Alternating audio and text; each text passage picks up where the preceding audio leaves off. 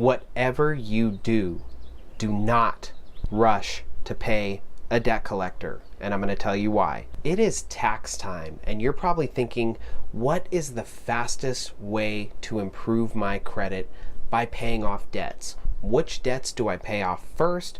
Which ones are going to have the most positive impact to my credit score? And why I need to invest my tax return in my credit. First off, if you're getting a tax return, it's a great time to start thinking about getting out of debt, lowering the debt that you have, and I'm going to show you step by step, move by move, what you need to do to make sure that you're paying off the right debts to increase your credit. The first thing we'll focus on is credit card debt. The balance that you hold on your credit card account is actually worth 30% of your overall credit score. It's a huge, significant factor. So we want to focus on paying off credit card debt first. Now, how are we going to do that? What I recommend you do is that you figure out what interest rate you're paying on each individual credit card. And then you want to focus on paying off the highest interest rate credit cards first. Now, I don't necessarily want you to pay old, bad, soggy debt that has been reporting on your credit forever. I want you to focus on paying your open, active credit card accounts. The next thing that we'll look at is personal loans, auto loans, mortgages.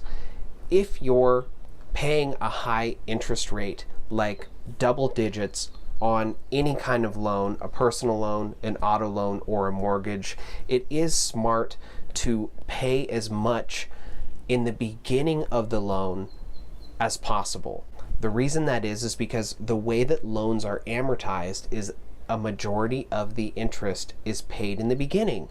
So if you pay a significant chunk in the beginning portion of the loan, it's going to save you a lot on interest. Next, let's talk about debt collections. I never recommend that you pay a debt collector unless, one, you're at risk of getting sued, or two, it is a debt collector for a federally backed student loan.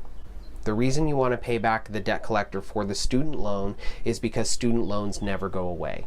So when you start paying the debt collector, what's going to happen is your student loan is going to come out of default. So it's a good thing to pay those collections. Paying a collections does not guarantee a credit score increase, and it doesn't guarantee that the account is going to be removed from your credit report. So it's really not a smart thing to do.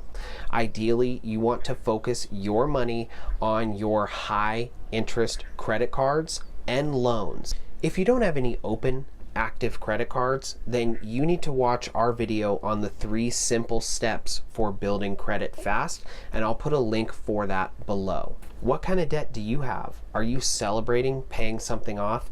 Let us know in the comments. We'd love to hear from you. If you found this video to be helpful, please like it, subscribe to our channel, and leave us a positive comment below. I read all of the comments and I love you guys. So keep up the great work, and I will see you on the next video.